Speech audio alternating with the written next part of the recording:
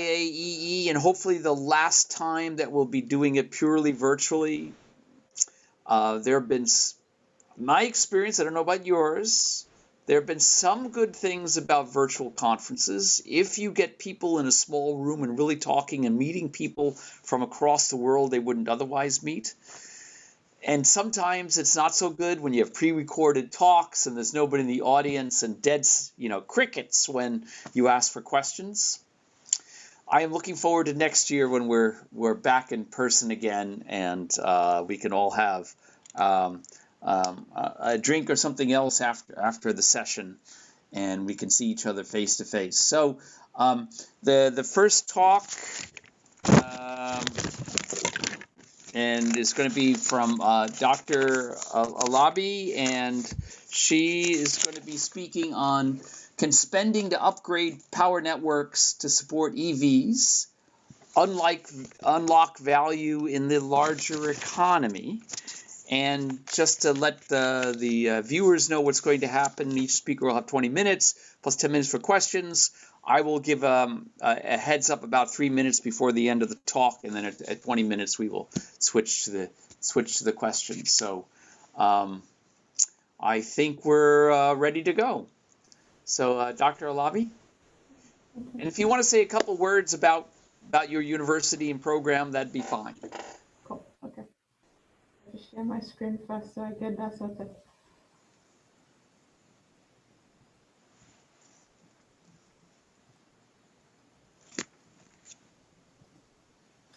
Okay, hi everyone. My name is Oluwafisayo Alabi. I'm a researcher at the Center for Energy Policy at the University of Strathclyde, and I specialize mostly in looking at or investigation the question of who pays and who gains for the rollout or for the transition to low carbon futures and net zero futures as well. Like the host has just mentioned, my presentation is titled, Can Spending to Upgrade the Electricity Networks to Support the Electric Vehicle Rollouts Unlock Value in the Wider Economy? And this is a project funded by the EPSRC, National Center for Energy Systems Integration, Flexible Form Project. So I think, I guess probably some of the sessions we've been having already, there's already a lot of discussion about some of the solutions that will be required to help various nations across the world to transition to low carbon futures or net zero futures. And I think the UK is no exception to that. And the Committee on Climate Change has outlined a number of solutions to get the UK to that, and EVs is one of them, and more specifically, the transition from conventional to electric vehicles in private transportation will be crucial for the decarbonization efforts and also global contribution to emissions reduction. I just want to emphasize here that we have now published the paper for this project, so please feel free to have a look at this. And like I mentioned, I guess this transition is going to have its cost implications to household, industry, and economy as well. But the question we focus on, I guess, also from an economic perspective, is to think about what are the likely benefits that might emerge and the values that might emerge as a result of the transition, and setting that against the cost. And one of the key things we found during this research that we have done, where we focused on, although we focused on more limited rollout of EVs, which is like 20%, we found that because the fueling with electricity of EVs will kind of exploit the strong domestic supply chain of the UK electricity industry compared to its counterpart, which is the petrol and diesel sector, which is kind of more import intensive.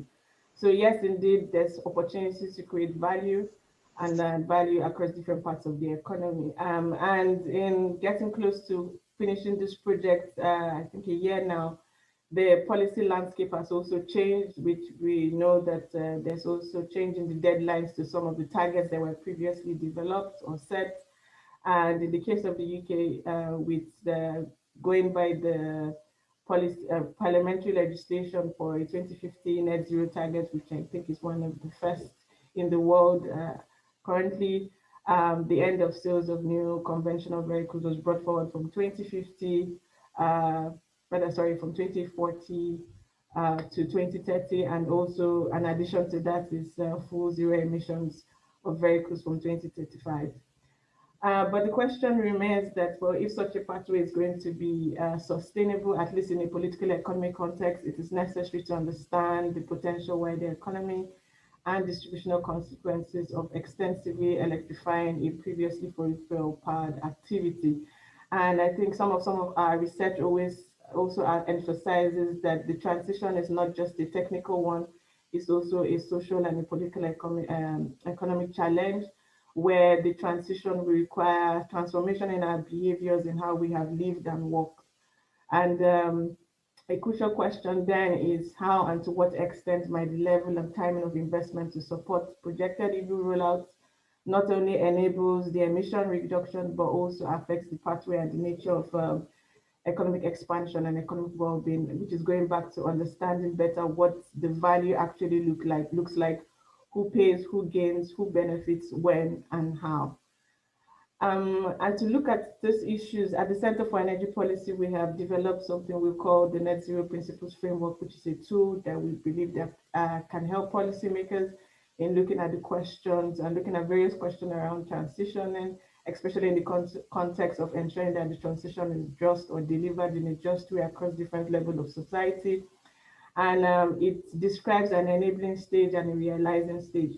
On the enabling stage of things, we're looking at, well, before emissions reductions can actually begin, there's the need for the investment, which is kind of all the demonstrations and all of that that is going on across economies to be able to enable the capacity required for the emissions reduction. Then we look at a realizing stage, which will focus on when the capacity or the capability is in place, how can we actually realize emissions then, and how will it change how we live and work. And we have adopted this approach across a number of solutions or technological issues ranging from CCS, EVs that I will discuss here, and energy efficiency. My colleague, Dr. Antonius Katris, is going to present on energy efficiency and how we have used this framework as well tomorrow. So I encourage you to also attend that as well. And we also use for other solutions like pumped hydro as well. But in the case of EVs, I think the enabling stage focuses more on when we look at issues such as putting the wires and cables in the ground. And in the case of UK, we focus that on looking at that spending will be directed to the construction sector, which I will explain further. But like we know, with every investment, somebody has to repay for the investment. And in this case, we assume that the investment will be paid through the increase in consumer bills.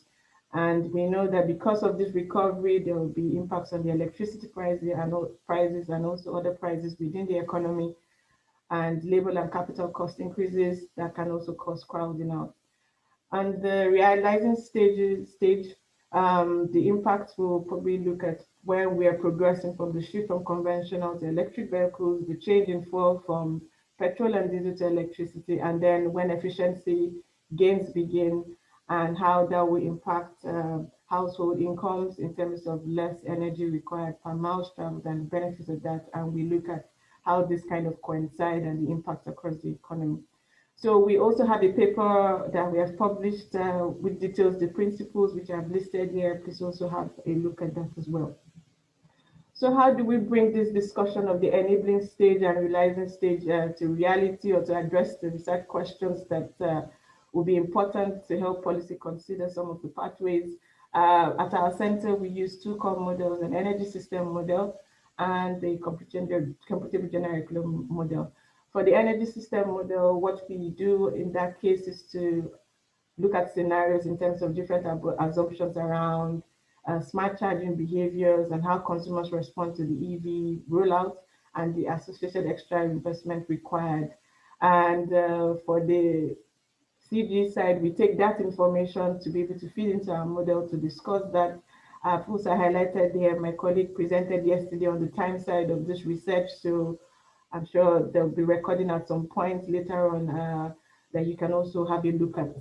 So basically, we take information from publicly available sources, both from discussion with industry and academics as well. With the CG, we take information from National System Accounting and use that to inform our system. Like I said, we take information out from the Times and the outcomes of that, and we link that to form our scenarios and discussions within the CG.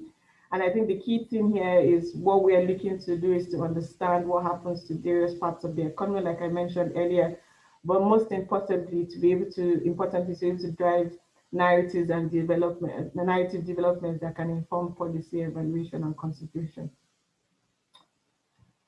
Okay, so just with some of the background I've given, I think just to focus in more on what we're actually doing in this research.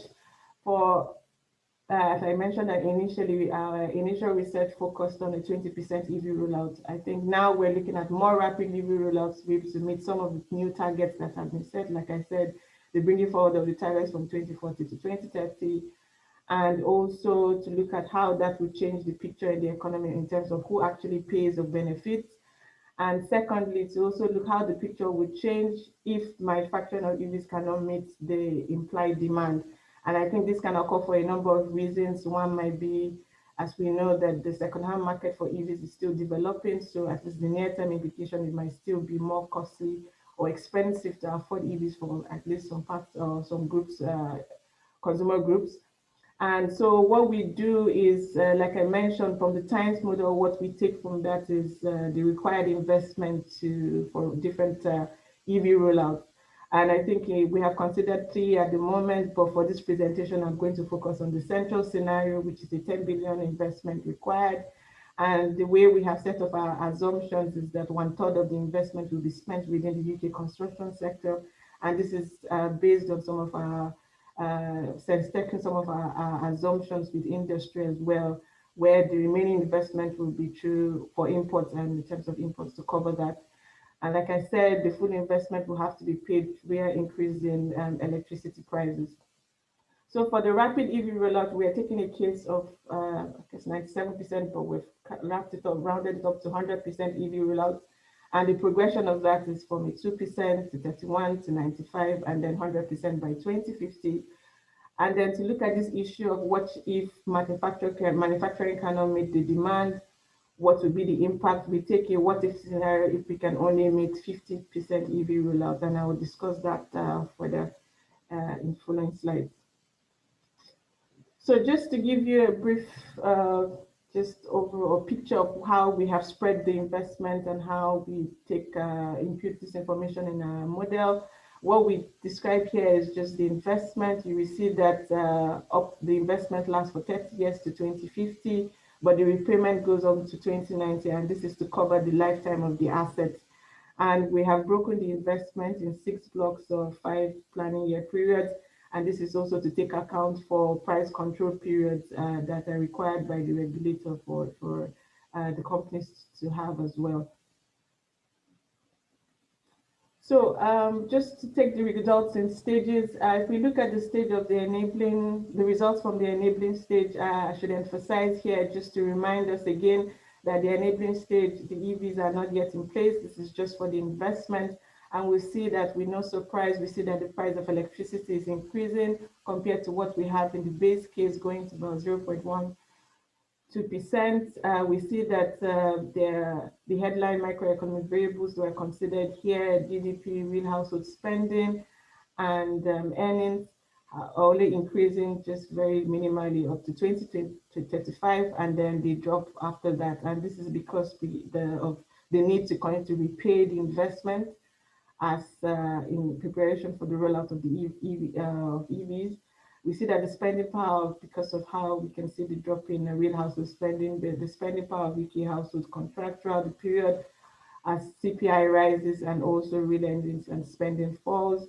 As we know, the UK has moved out of the European Union, so I guess taking advantage, or the very more limited advantage in exploring the labor market and the impacts of that, which will also lead to, and also the recovery of investment will also lead to competitive, higher cost of labor, and also competitive losses for the UK economy as well. So how about when we look at what happens when we introduce the EVs? I think to the left, we look at what happens in the 100% case when we enable the 100% rollout, and the interaction between the enabling and the realizing stage. We will see, compared to what I presented for what we have, the chart in the previous slide, you see that clearly there are gains and sustained gains in all the variables here. we see that the price of electricity has increased and has almost doubled compared to what we have had previously. Also, we see that there are gains in household spending and also in GDP as well. Although I've not presented that here, we know that GDP is growing faster than employment, which also depicts labor productivity throughout the economy as a result of the expansionary power of the EVs driving gains within the economy and throughout. And then if you look to the right, we look at the 50% case. So I should mention that for the 50% case, we assume the same level of investment as the 100%. So by that, we mean that you have invested for 100%, but you're only able to realize 50%. So the investment level is still the 10 billion that we have discussed before, and the impact is what we see here. And we see that for the electricity price is relatively still high because of the repayment, like I mentioned, and the increase in labor costs as well. The price of other goods and services, which is the CPI, is still relatively high as well. And we see that compared to the 100% case, we see that there's a switch where there's greater gains in favor of household spending compared to the 100% case. And this is just reflecting also the impact of the gains due to the efficiency where households have savings as a result of spending less or as on demand for electricity. And the impact of that is probably what we see here as well. And also emphasizing that although with this reduced impact, you see the pressures within the economy is better compared to what we see here, mostly in favor of household, like I mentioned. How about when we look at what happens to various sectors within the economy? We're taking the example here in terms of employment. I think what is interesting here is that as we expect, the manufacturing of conventional vehicles is probably the main loser here in terms of employment, losing about 15,000 jobs. But when we look to the right here, we see that, like I mentioned, the strength of the electricity sector and its impact within the supply chain is what we see. We see that sectors where household or sectors servicing household demand are also gaining in terms of employment. We see for services here, education, recreational activities. And we see for construction, the impacts we see here, like I mentioned, is because the investment stage is probably targeted more at the construction sector as well. Also for sectors that are more export intensive, like chemicals and manufacturing of electrical manufacturing, we see that because of the labor cost or sustained increase in labor cost, they experience more competitive loss.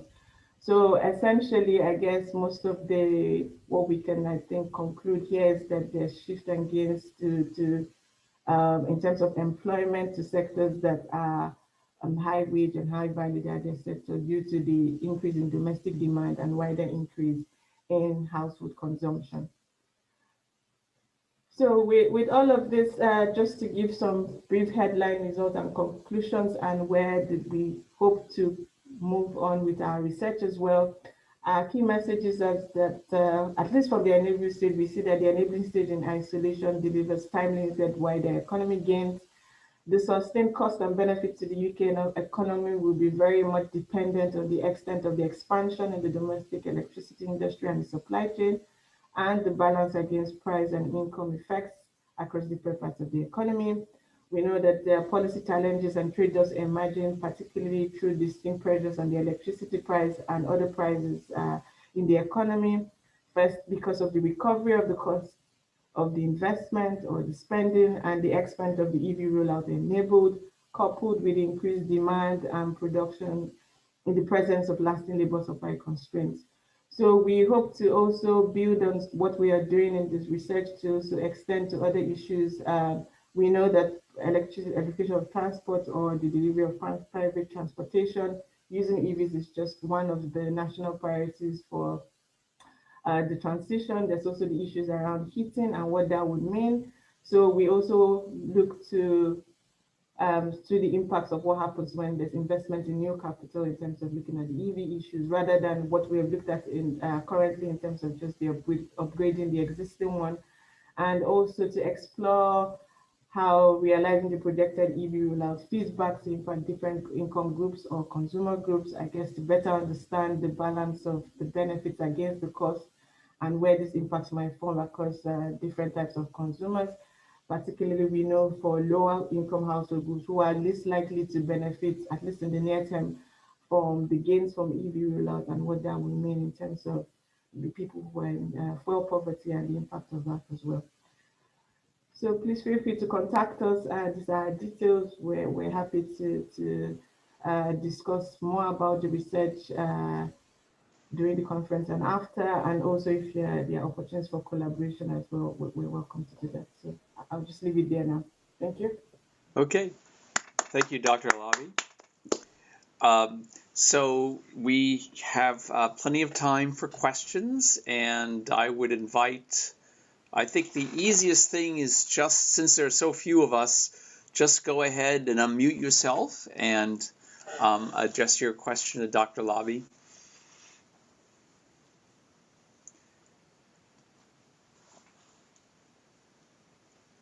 And I'll go ahead and start one. I warned you that if I have to ask questions, then it definitely means that we need more from the others. But this is a very general question about understanding the macroeconomic impacts of expenditures on infrastructure. And so this is applicable, any sort of infrastructure investment, whether we're talking water supply or sewerage or roads or anything else. So the net impact on the economy is going to depend on how the investment is financed. Are we borrowing money and thereby injecting more money into the economy, which will have, at least in the short run, a stimulative effect? Or are we diverting funds from other possible investments or government expenditures? So this always comes up in the case, for example, of my local city spends $300 million to build a football stadium. They say this will create jobs, but we know on the other hand, that's $300 million less than the city will be able to spend on something else. And the net effect is the net of those two. So can you tell me how much of what we're seeing in the charts that show the net positive effect on the economy is how sensitive that is to assumptions about how this is going to be financed, whether the funds will be diverted from other infrastructure or whether it will be borrowing or more taxation or something else? Is that an important assumption that really would change the results that we see? Yes, thank you for the question. I think definitely that would change the assumptions. I think what we have focused at the moment is if the network companies are doing the investment. So yes, like another option might be the government might want to do it, but that would be also dependent on, like you say, what is available within the budget and in terms of what they have to spend on. But I think in this case, we have not focused on different, and that might come in through different levels of taxation, like you mentioned. And I believe that also there are fiscal models to look at that. But at the moment, we are just looking at if the network companies are doing the investment at the moment. So it's definitely something we look to consider to see what will happen if maybe government was to do the investment, or if it was a split between the industry and the government as well. But I think because we know that there's the likelihood that because this investment is usually, at least so far in how I think investment things related to electricity have gone about in the UK, it's most likely that the cost is going to be passed through to consumers rather than government coming in to cover the cost. So yeah. Which is why we see the electricity rates going up. Yeah. Okay, thank you. Please, let's have another question. And I'm infamous for terrorizing my students by calling out an individual student's name and saying, please ask a question. So if we don't have any more questions, I'll be happy to do that from the other speakers. So.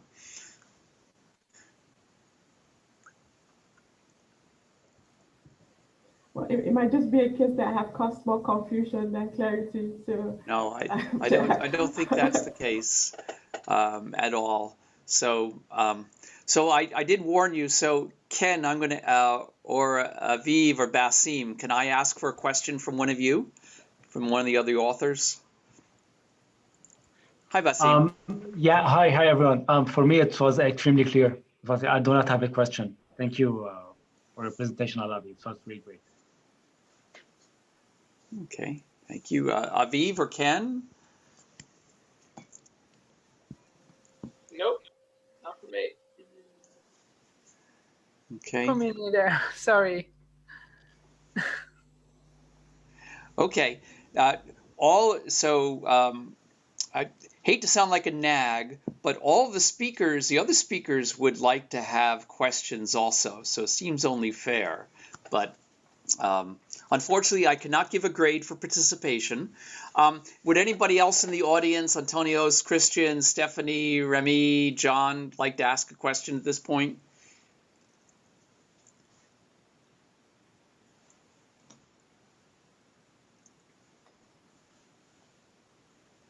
We have one hand here. Oh, that's great. I'm sorry, I thought that was an applause hand. Christian, can you please introduce yourself and ask your question? Hi, Professor Hobbs. Thank you. I'm sorry for my voice. It's quite cold-like, so yeah, apologies for that. Just for full disclosure, I work with Oluwafisayo here, and it's part of the work we have been doing together. So more than questions, I just want to go back to your original question on the drawback of you're investing on something instead of something else, and how that will translate to people's livelihoods at the end of the day. And I think the interesting thing here that we have found is that it really depends on the industry you're investing. That certain industries will get a more positive effect than others. And we found that the investing in the power sector, in the case of the UK at least, end up more positive outcomes than if you invest in something else. But of course, there are still questions remaining there. And one of the things that we wanted to look into more detail is what happens with the fuel duty taxes. And if people were up to switch completely from petrol and diesel cars into electric vehicles, what happens with all the other associated costs in the world, like how you pay for the roads and maintenance and all that. So some other questions there that we will look in the future potentially, but I will leave my colleague to add to this. Thank you. Okay, thank you, Christian. Hi, Stephanie, you have a question? Yes, more like a comment. So thank you for your talk, and it inspired me to give a comment. I'm from Germany, and the car industry is a bit afraid of changing to electric vehicles because so many jobs depend on them. And so I looked up how many cars are actually produced in Germany and how many are actually exported. And it happens to be that 2/3 of the cars produced in Germany are exported to other European countries and mainly Great Britain. So we can join forces to break up this kind of hypothesis. Oh, we can't change to electric cars because our economy and labor unions, and because my opinion is the rest of the world won't buy conventional cars anymore any soon. I mean, a lot of European countries are banning conventional cars already, so nobody will buy German cars soon.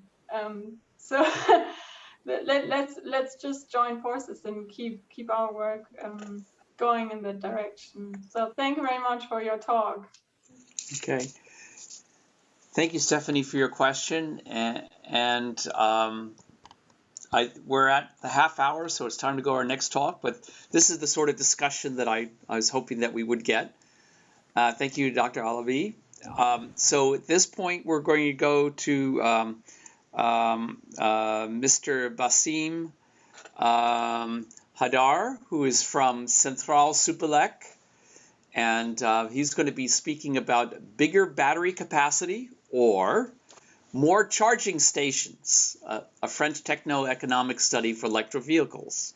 So is this part of your PhD thesis? Yeah, hey everyone, do you see my screen? Yes, we can. Yes. Yeah, exactly. So Okay. I hope you are all doing well.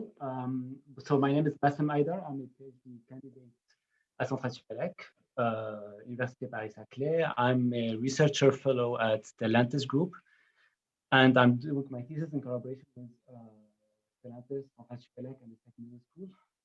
And for people who do not know me or did not receive any mail from me, I am the conference manager of this conference. So it's the first time that I speak in this conference. I really want to thank all the organizers that are here, are working day and night during from 2 weeks till now, till tomorrow, in order to manage this conference.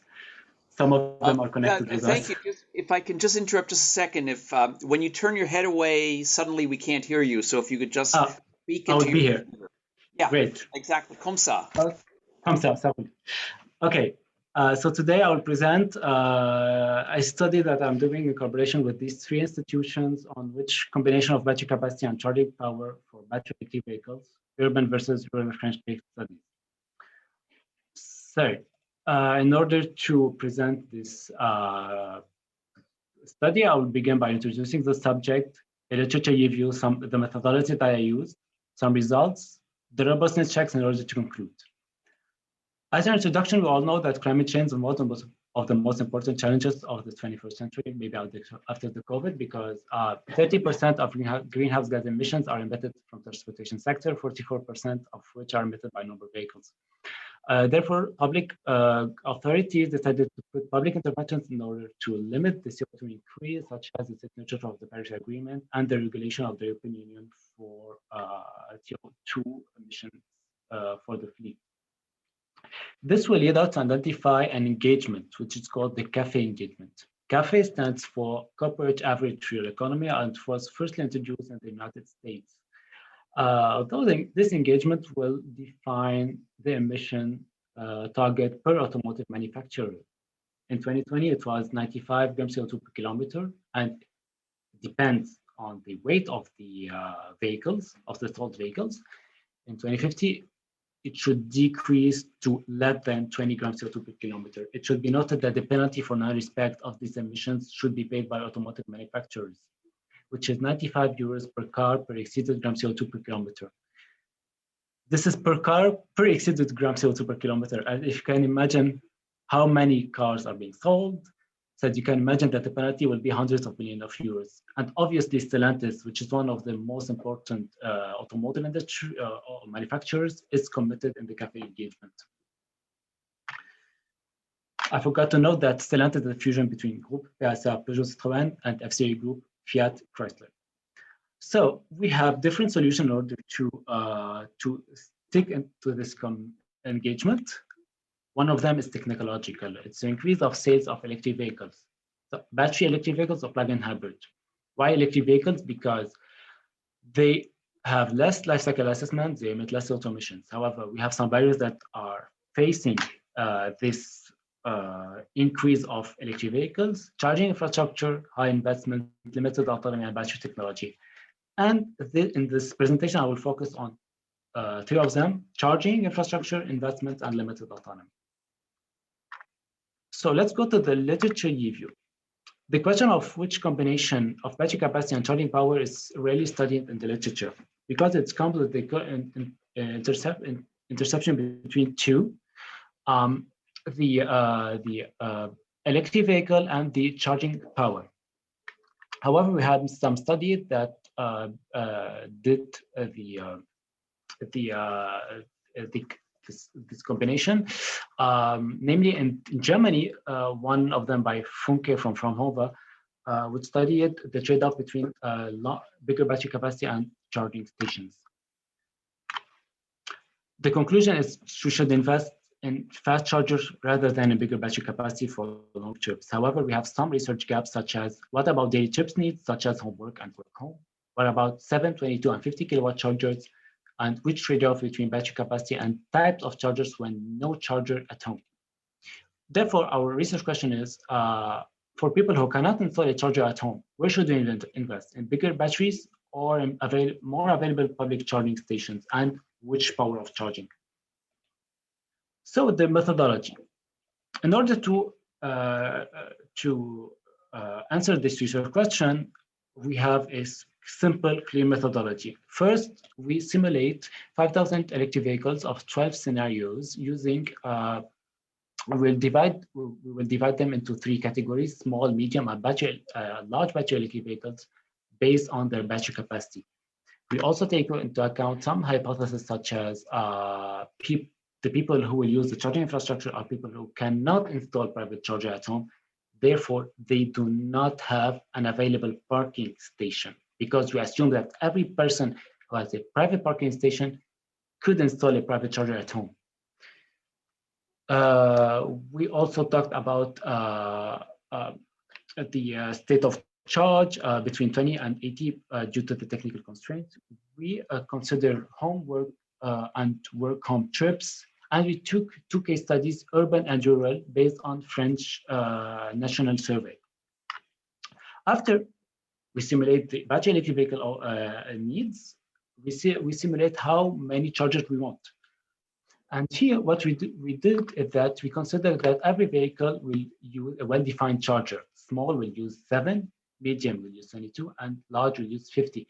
This is a technical constraint because rarely till now, small electric vehicles could use fast charging infrastructure. We determine the number of 2 charging stations that ensure a waiting time of 15 minutes only. So here we could inform that the client will not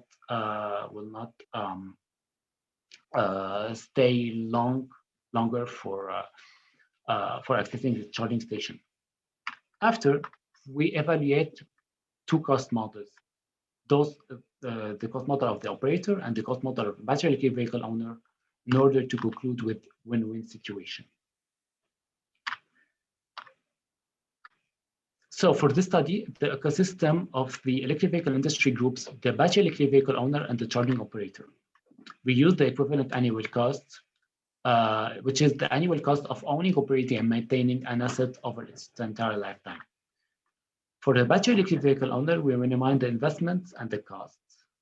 We minimize the investment and the cost of the difference between purchasing a battery electric vehicle and purchasing an ICEV or a thermal vehicle of the same type, obviously.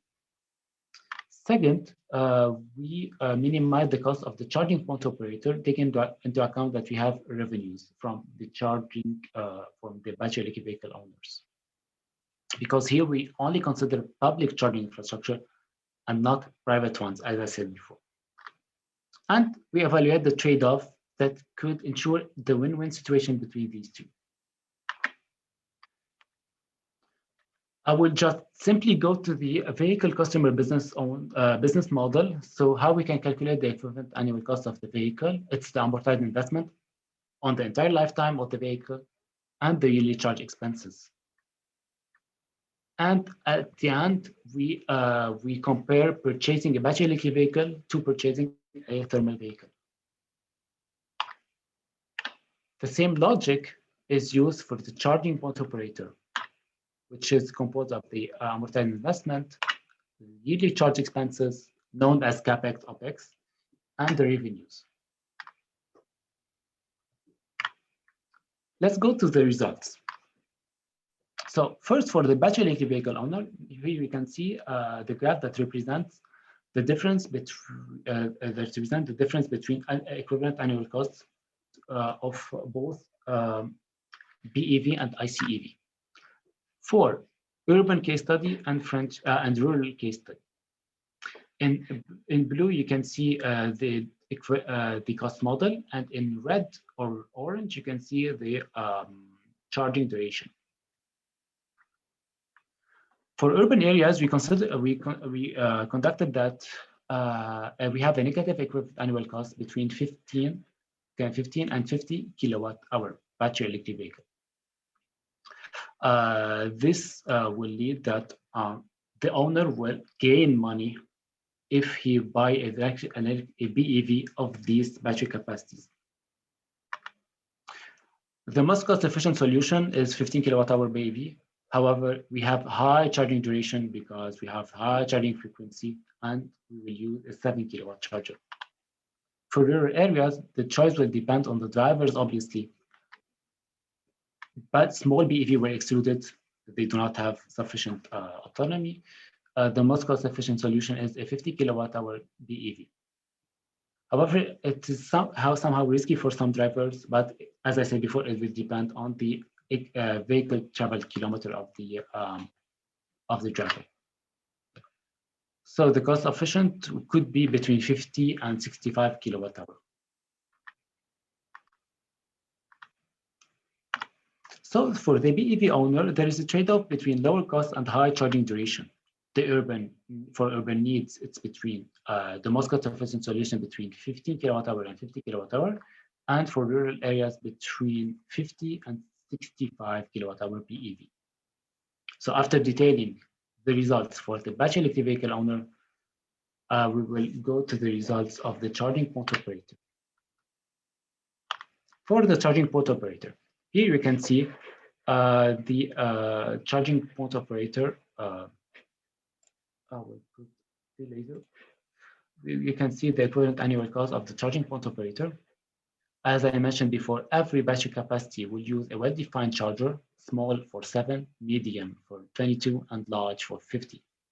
We have for the rural area, the cost model of the rural area is the blue points, and for urban area, and for rural area is in green. It should be noted that the positive AAC means that we have a deficit. So we have more costs than revenues. Profits, as I forgot to say, that we take into account real charging prices from the French market in order to have real case study. So profits could be generated, especially with a variable charging price. For small BEV,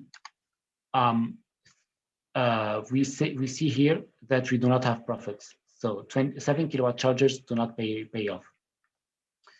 22 kilowatt chargers could pay off starting a battery capacity of 35 kilowatt hour. And 50 and for large BEV, so the installation of 50 kilowatt chargers always pay off. The results are coherent for the urban case study and for the rural case study. So, and the maximum was recorded between 40 and 50 kilowatt hour chargers, kilowatt hour battery electric vehicles. Sorry. Here we have the charging price that we use. The source is obviously charge map, and I will go to the comparison section. Therefore, here in this section, I will recap the cost models of the BEV and the charging operator in order to determine a win-win situation. Because we all know that these two members have antagonist interest. Everyone wants to maximize its revenues and minimize its cost. So for the urban area, here we have the win-win situation. The win-win situation is that we should purchase a battery electric vehicle between 35 kilowatt hour and 50 kilowatt hour BEV, plus the installation of 22 and 50 kilowatt chargers. It will depend on the BEV. Similarly, for the rural area, the solution is highly individual, but we can say that the most cost-efficient solution is between 50 and 65 kilowatt hour with the installation of fast chargers, so 50 kilowatt chargers. In order to have robust results, we did a bunch of robustness checks that I will detail here. Robustness check number 1. We said, yeah, we take into an hypothesis that each battery electric vehicle will use a well-defined charger. However, we have some exceptions in the market. It's not a general rule, but we have some exceptions in the market, and therefore we decided to mix all the charging operators and BEV sizes. So a small BEV will use a fast charger and all the possible solutions. We concluded that we have similar results, that our analysis is robust, and we can conclude that the most cost-efficient solution is to install fast chargers for all ICE BEVs sizes. Maybe if we have a technological process in the future, and we could integrate fast charging technologies into small BEV, like the small Citroën, which is called Ami, which is a urban car. It is the most cost-efficient solution. As a robustness check number 2, we said from the beginning, yes, we used a well-defined charging tariffs from well-defined operators. However, we decided to make them, and we had similar results, that we should install 50 kilowatt chargers, and the battery electric vehicle sizes should be between 35 and 50. And at the robustness check number 3, we decided to increase the charging tariff by 50% in order to measure the elasticity regarding the difference between purchasing a battery electric vehicle and an ICEV on the battery electric vehicle owner. And we concluded that for rural areas, so we concluded that for small BEVs, we do not have high elasticity. But for medium BEVs, we have high elasticity, similarly to the rural area for all BEVs. It's such medium or large. And here we recommend that the link between battery electric vehicle owner and the charging operator, which is the charging tariff and the revenues, will determine the win-win situation and will determine the interaction between these two members of the ecosystem. So as a conclusion, we said that the results were robust after a bunch of robustness checks. Future studies should investigate more about the charging tariffs for measure the elasticity and pay attention on increasing elasticity, which is a policy recommendation.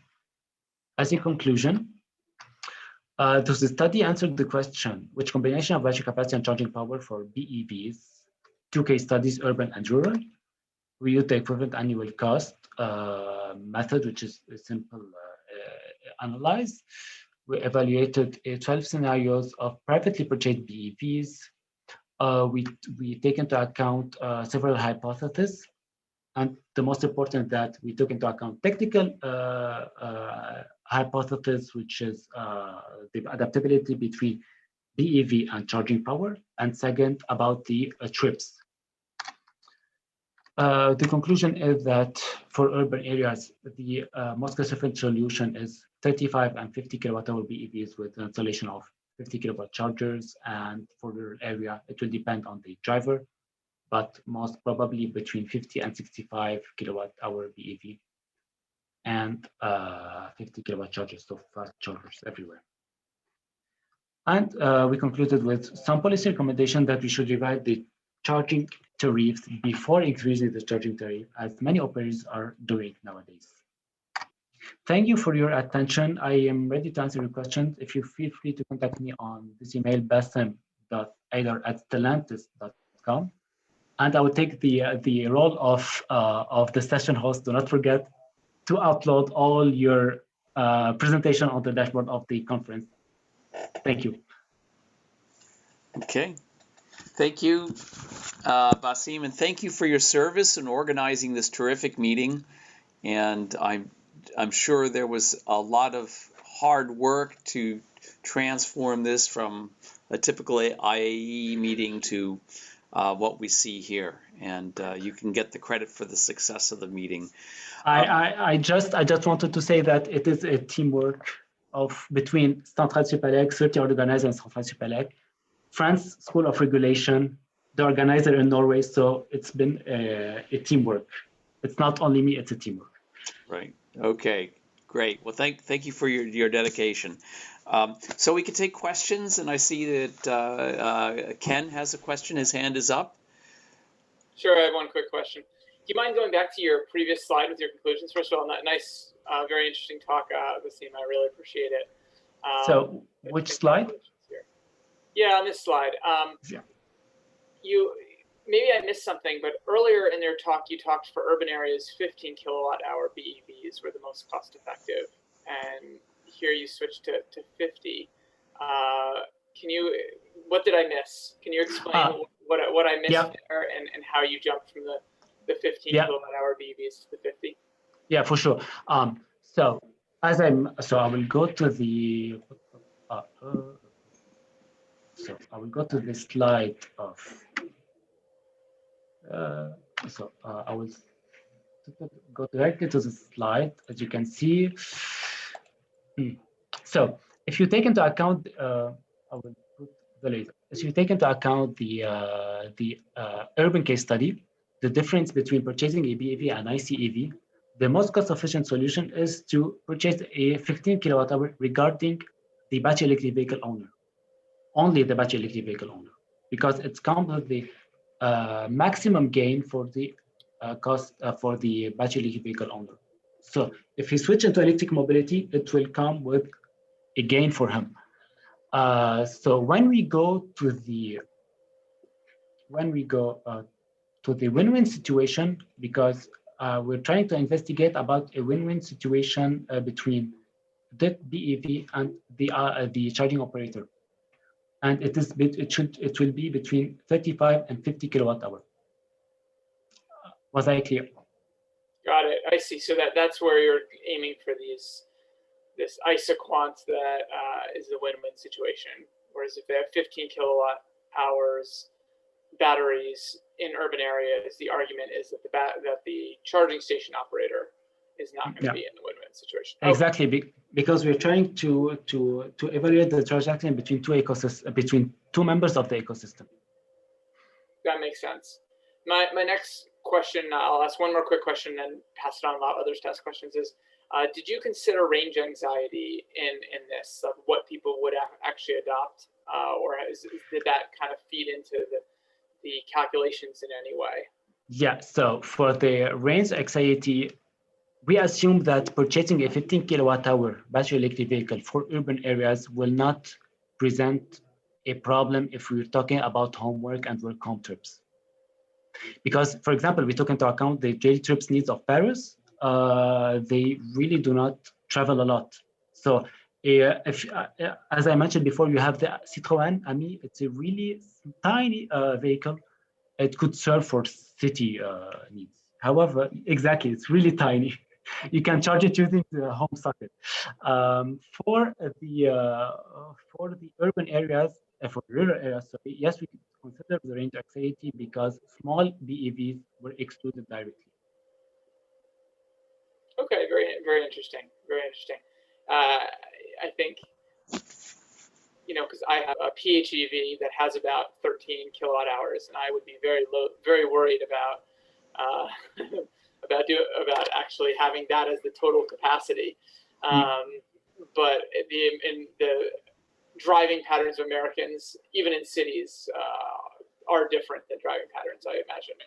Exactly. As I mentioned in the literature review, there were few studies in the United States and Germany, but our driving behavior they are not the same as the US, German, etc. Well, I mean, actually, the driving behavior in the US shows that most people would be perfectly fine, but consumers don't want to buy, or are reluctant to buy the cars because they're worried about that one time they're driving to the country house or Airbnb or what have you. But very interesting. I'll let other people ask questions. Thank you. Yeah. Thank you. Thank you for the questions. The one time my electric vehicle ran out, I learned that, my home is in a valley, so I can just glide downhill. So I was able to glide into my driveway, luckily. I think we have a question in from Stephanie. Yes, thank you, and thank you for the excellent organization. I'm a very pragmatic person, so I was wondering how you would put your policy recommendation regarding the pricing strategy into practice, because you differentiate between rural and urban car owners. Mm. Do you have any suggestions on that? I will go to what happened? Okay. So we go to the So here we evaluated the elasticity of increasing. I will put the laser.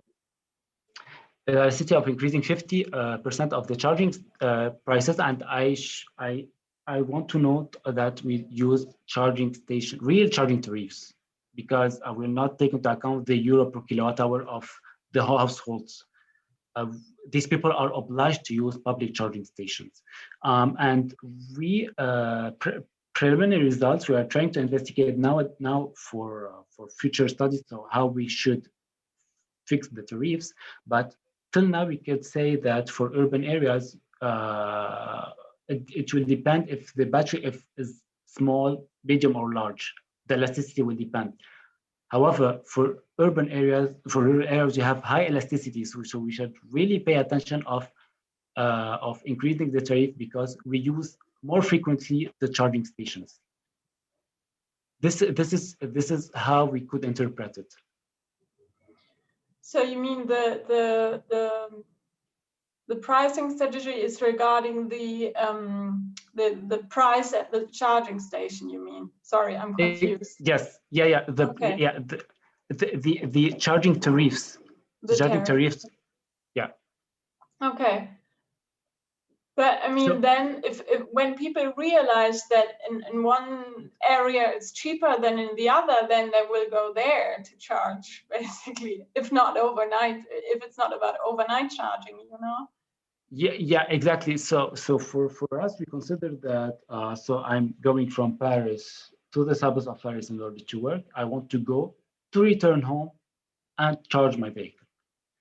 So we really consider the late adopters in our hypothesis, meaning that I will not charge every day. I'm having confidence in my car and the battery technology. I will use the public charging infrastructure, and I'm obliged to pay the public charging tariffs. Because we all know that, nowadays they are charging at home. Well, we'll not consider them. We know how to deal with them. We want to know for late adopters what's happening. So we assume that I'm working from 8 to 6, maybe, let's say. I want to return home. I will not go to the north suburbs of Paris in order to charge, because it will make a huge trip. Yeah. But imagine people are crazy about doing detours to the cheapest petrol station. I always wanted to do a study on that, like how large is the detour people are willing to make. But great, thank you. Yeah, but I should mention that, for example, in Paris and the suburbs, they have, and the other areas, they approximately have the same charging tariffs. They do not change a lot.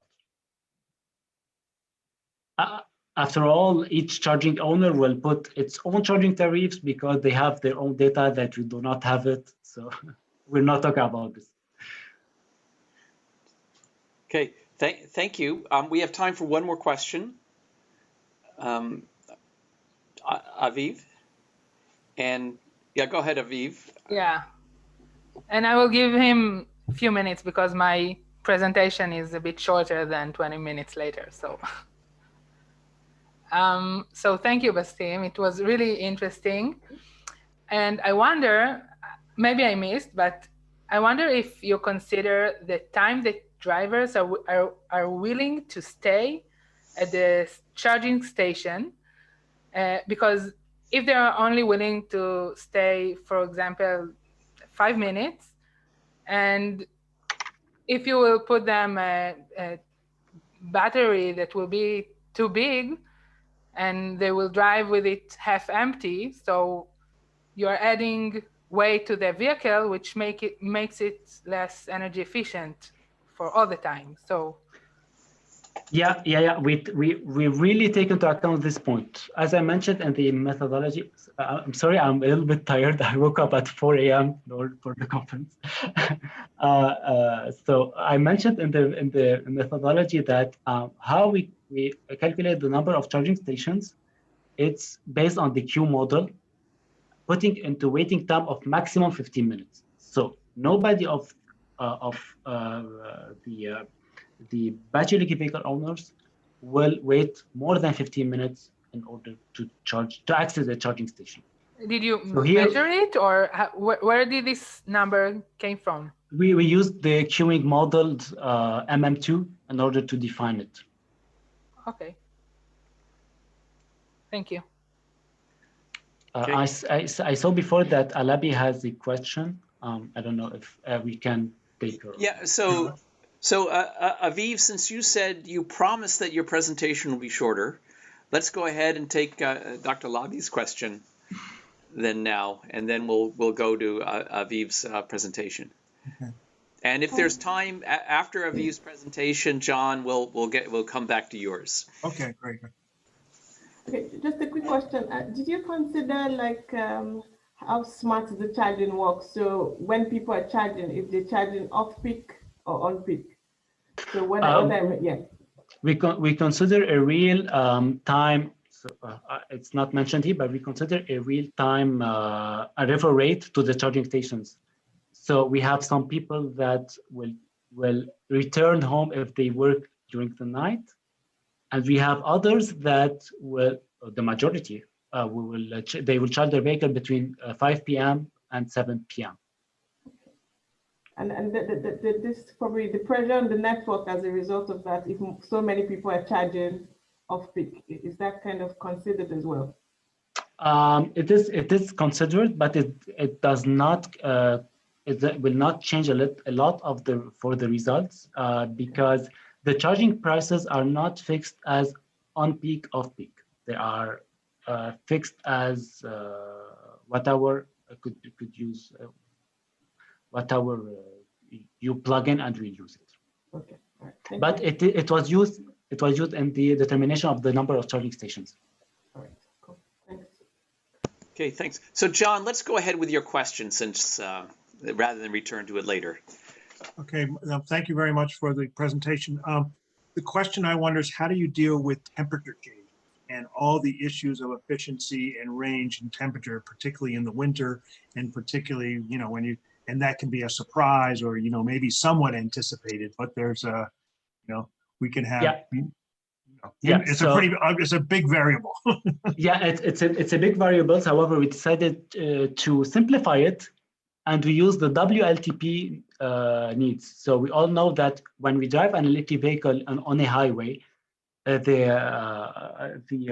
consumption will be multiplied by 2 of the vehicle, and this is how we deal with it. So for rural areas, it's somehow multiplied by 2. For city, it's multiplied by 0.75, which is how we deal at Stellantis.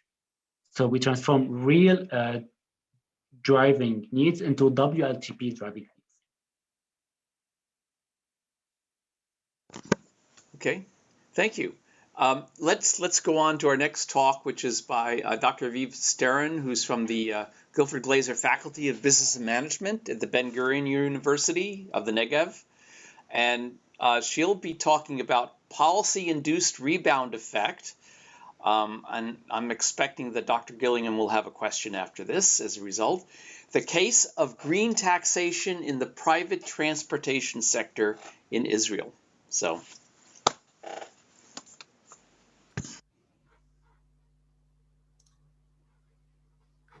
just a second.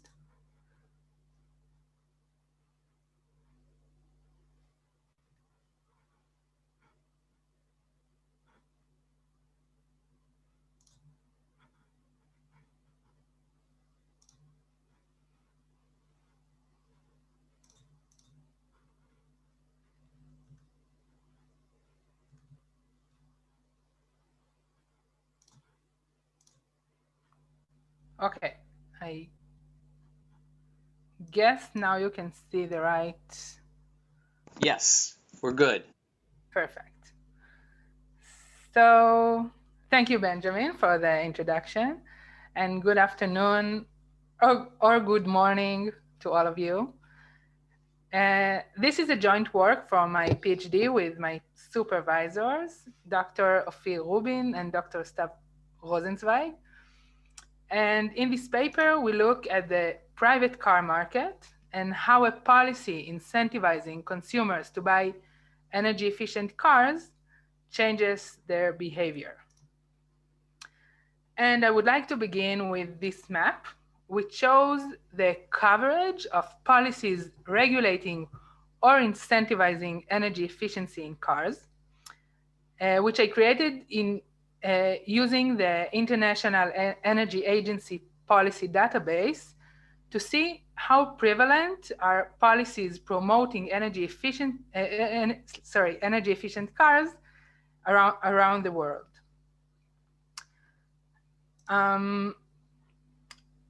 So actually, I was pretty surprised to see that in 2019, 90% of new cars sold in the world were in markets with at least some form of energy efficiency regulation. And this can teach us about the belief of policymakers that by increasing the energy efficiency of the local car fleet, their country could save energy. However, this belief is not that trivial, because when cars become more efficient, the cost of using them decreases, and cheaper usage costs motivates consumers to use their cars even more. So now we have better efficiency, but the energy savings are lost to increased driving. And this increased driving leads to more traffic jams, more car accidents, and excess pollution.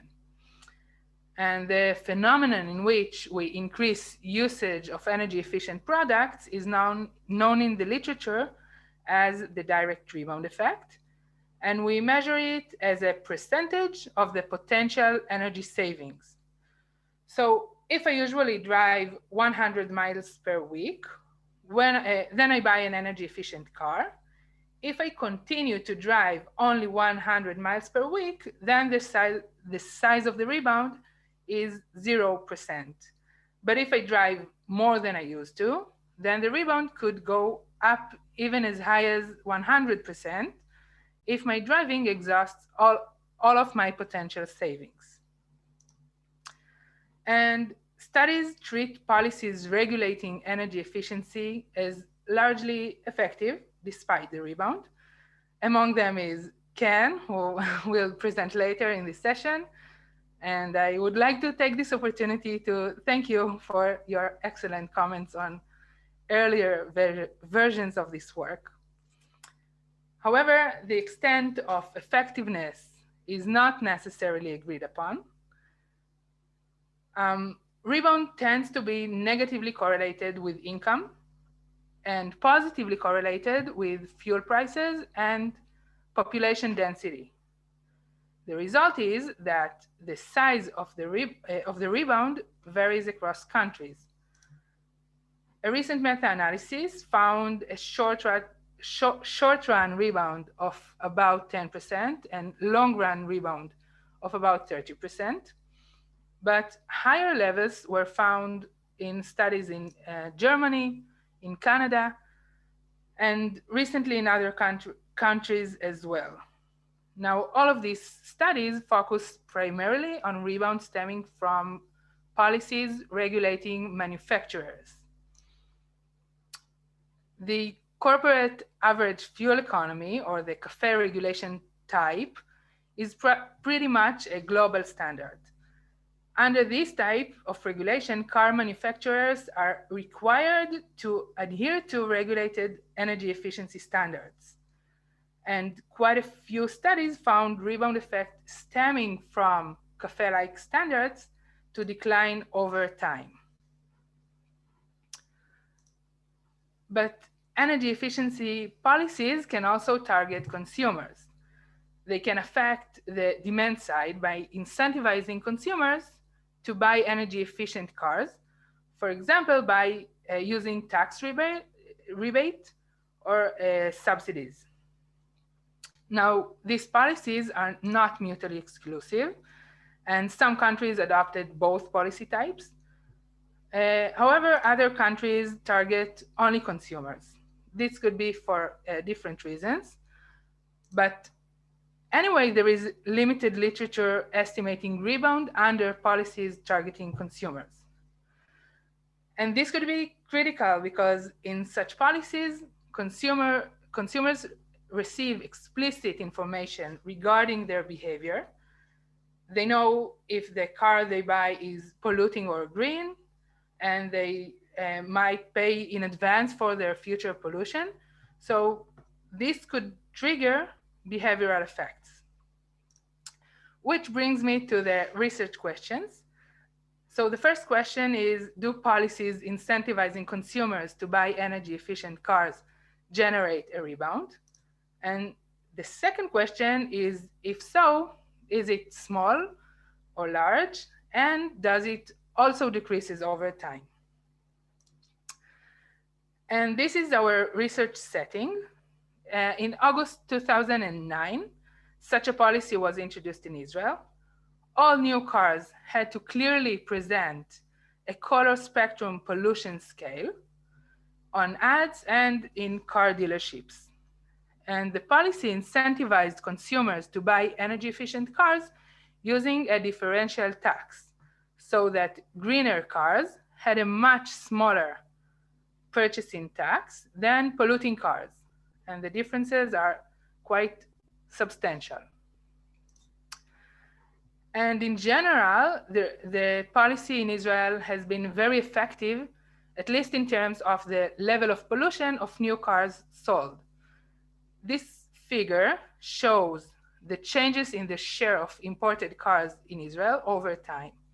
And it can be seen that in the year of the policy here, green cars accounted for about 20% of the market, while in 2015, they already accounted for about 80% of the market. So the policy was effective in terms of increasing the share of energy efficient or green cars in Israel, but to determine the effectiveness of the policy in terms of energy savings, we still have to examine if there was a change in the way consumers use these greener cars. So we use household survey data of the Central Bureau of Statistics. We have data for 19,000 households over 10 years. We collected energy efficiency and car value data for each car model and make in our sample.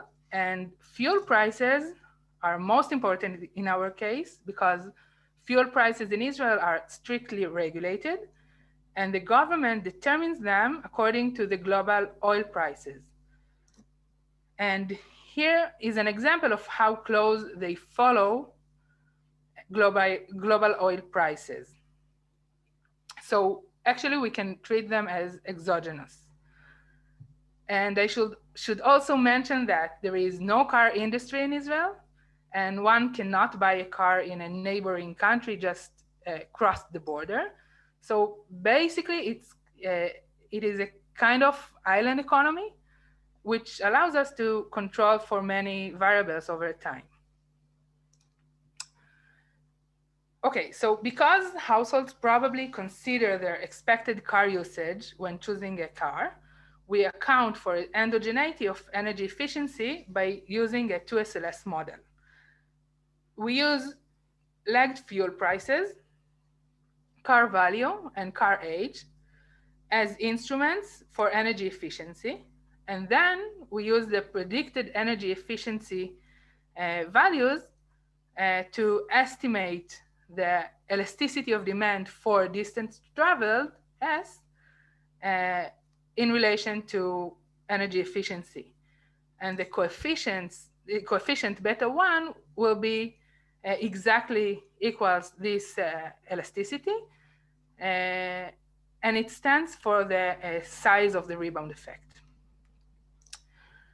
One more thing that we want to do is to account for dynamics of the causal relationship between energy efficiency and distance traveled over time. So we use a rolling window technique. And instead of estimating the rebound to the whole 10-year sample at once, we use two 2-year windows and 1/4 legs. So basically, we estimate the model to this 2-year window. We retrieve beta 1. Then we shift the window 1/4 forward. We estimate the model again. And until we cover the whole sample. And in the end, we estimate 33 sets of these regression models. And here you can see our estimation results. On the x-axis are the 33 windows for which we ran the model. And on the y-axis is the size of the rebound that we estimated. 0 will mean that households did not change the amount they drive when switching to an energy efficient car. And 100% will mean that all the savings from the increased energy efficiency were translated into more travel. So plotting our results on the graph, we see that before the policy, the rebound in Israel wasn't significantly different from 0. But then about 1 year after the introduction of the policy, we observe a significant rebound of 55%, which is consistent with previous literature and is quite normal. But over time, this rebound increases.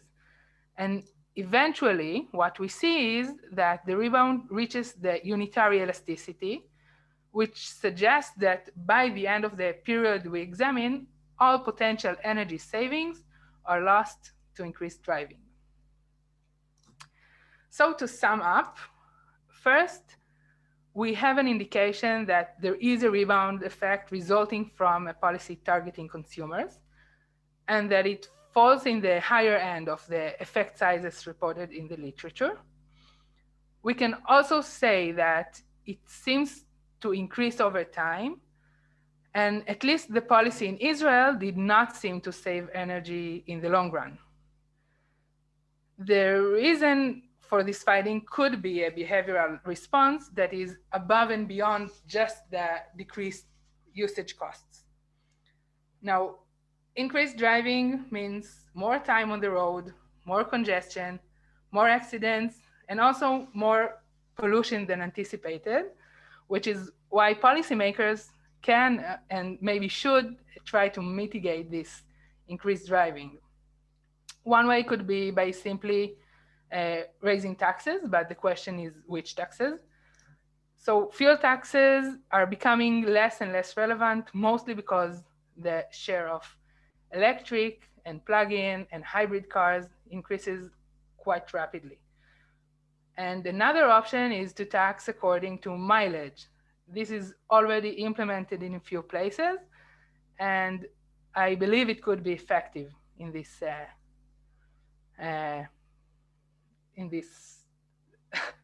case. But anyway, I believe that only that way, by promoting energy efficient cars on the one hand and taxing usage on the other, it will be possible to really save energy in the long run. Thank you very much. And I would like to answer any question.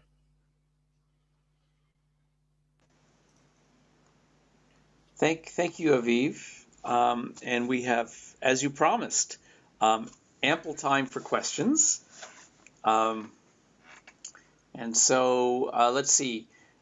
Ken, I don't know if your hand is raised from before or not, but let's go to Tatiana. Sure, I'll ask a question again. Okay. Or do you want to go to someone else? Feel free to go to someone else. I'll go to Tatiana first, and then we'll go to you, Ken. Thank you. I'm sorry if you're hearing some weird noise. For some reason, something started going on right now. I hope you can hear me well. So I don't know if it's air conditioning or what it is. It's probably not the cicadas that we have in the US, but anyway. Oh, yeah, no, it's not that. It would be nice, but it's not. Okay, so thank you, Aviv. Congratulations on your paper. It is very interesting. I have a question about emissions. So I'm not familiar with the with the energy, the electricity generation supply in Israel. So I don't know how much of renewable energy do you have, and so zero carbon electricity pretty much. Because my question is, of course, rebound effects are bad, because then we're going to have more vehicles on the streets, and that's not good for sustainable cities. It's not good to live in cities with lots of traffic jams. But the electric vehicles, they reduce the local pollutants. So there is an impact on the pollution at the local level. And regarding greenhouse gases, there is an impact on the upper level if the electricity that fuels the vehicles is renewable.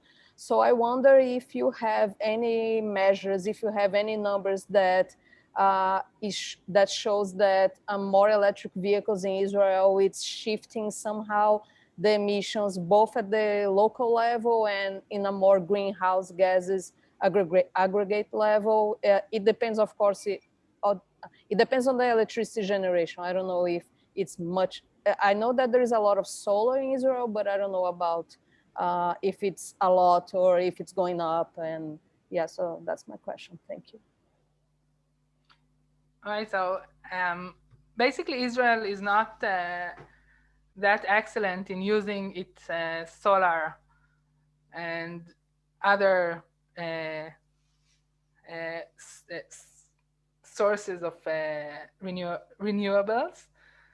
And in this work, we don't have many electric vehicles in Israel, and in the period that we examine, there are almost none of them. So it is quite new, and that people consider to buy them. So I don't have currently in this work data on to answer your question as it should be answered. I hope I will be able to do that in a future work in which we really look at the emissions that resulting from this rebound effect. But currently what I can say is just relating to normal cars, to gasoline cars. Okay, thank you. Okay, thanks for the question, Tatiana, and your reply, Aviv. Ken was next. Sure. Yeah. No. Nice presentation. Interesting work. This is the second time I've heard about it, so it's fun to hear about it again. And you did a wonderful job presenting. Just curious about.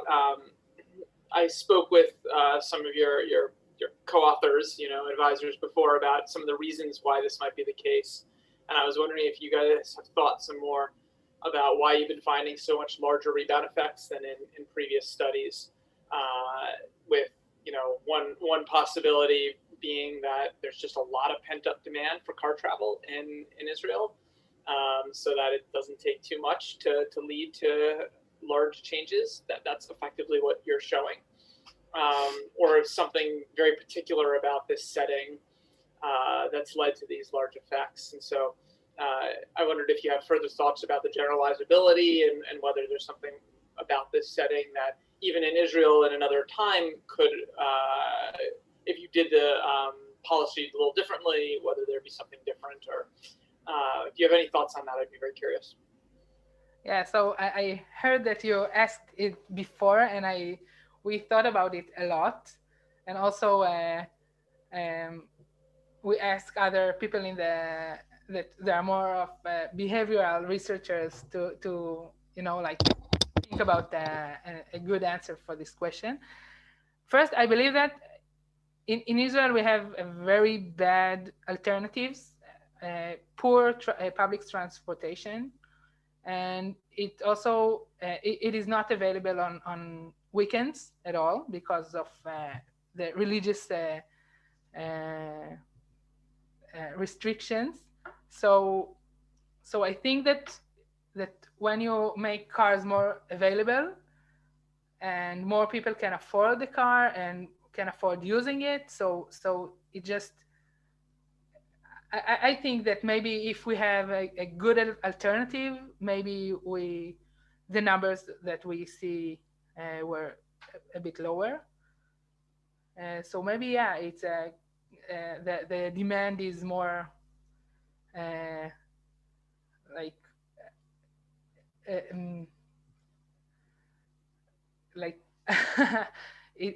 there is more willing, people are more willing to use cars, and then when you make it affordable, and so they just use it. Okay, thank you. I'll let others ask questions too. Okay, thanks, Ken. Do we have other? Let's see, Bassem. Yeah, thank you for the presentation, Aviv. I don't know if it will be a stupid question or because I don't know the answer. What is the plan of Israel for the next years about clean transportation? Is there any plan or no? Because as I know that Israel has the highest quota of researcher per capita or something like this, so I assume that they could have a clean plan for the future. And the second question is about the taxes on gasoline. There are taxes on gasoline in Israel, and because I did a similar study for France, and we noted that the main point is the taxes on gasoline for high electric vehicle share. And thank you. Well, thank you for the questions. For the first questions, I can say that most of Israel's plans for the next,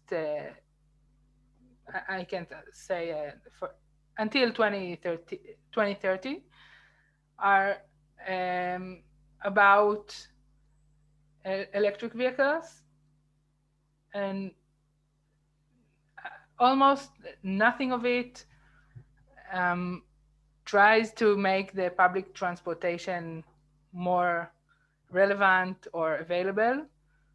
So I think most of what the policymakers are currently busy doing is just making the cars are a very important part of the Israeli government taxes. So I think that no one is willing to pass this or to change the fleet or making it less central. And your second question was about taxes? Yeah, the taxes on gasoline or fuel. They are very high in Israel, and it's also it's a central source of I lose my words. Taxes. Source of income for the government. Yeah, for the government. So no one. For also the purchasing tax on cars and the tax on gasoline they're both very high, and it's a central source of income for the government. Yeah, but it does not have any impact on the electric vehicle share. So we do not see that people are saying, yeah, we have high taxes on gasoline, so let's switch to electric vehicles. Not yet, because the charging infrastructure is not developed. Very poor, and it's just the beginning of electric vehicles in Israel. So maybe in few years, but now it's really we're not there yet. Okay, thanks so much. Thank you. We have time for one last quick question. So, Dr. Alabi. Thank you. Just taking the manual approach to raise up my hand. What would you say would be probably a recommendation to policy in terms of how you think they can support this transition to EVs, or to, I guess, support probably more demand for it, and then the charging part as well, getting things in place to make the transition, you think? So basically, we now have very low taxes, purchasing taxes on EVs. I showed it before. It's about 10%, while the polluting cars can be taxed on a rate of 80%. So I believe that it's just sort of like maybe we're at the stage of the early adopters, and it will just a matter of time, because there are many articles about EVs and everybody talk about it, but it's just the penetration. I mean, I think it's around the corner, and that we will get there without changing something, because Israel is very small, and it should be quite easy to put enough charging station and everything, but I believe it's just a matter of time. Okay. Thank you very much, Aviv, and thanks everybody for the questions. This is exactly the sort of discussion I was hoping for. So we'll now go to our last speaker, Professor Ken Gillingham of Yale University, who's with the Department of Economics and the School of Environmental Studies. School of Environment. School of the Environment. Forget the studies part. Good. That sounds more impressive. Anyway, he's going to talk about carbon policy and emissions implications of electric vehicles. Great. Thanks so much, Ben. Thanks, everyone, for an excellent session so far. Really enjoyed it. This is a paper that I'm presenting. This one is about electric vehicles and how it interacts with carbon policy, and it's work with Martin Aubert, who's at Ghent, and Stephanie Weber, who's my PhD student, was formerly my postdoc at Yale. So the motivation for this work is that overlapping and interacting policies are very interesting. They can create a set of unintended consequences in many contexts. For example, price policies are often considered additive, that if you put a price, a subsidy on any given durable good, whether it be electric vehicles or anything else, in one location, and then put it in a broader location. So the United States and California, for example, if you have both of those price policies, they're widely considered to be additive.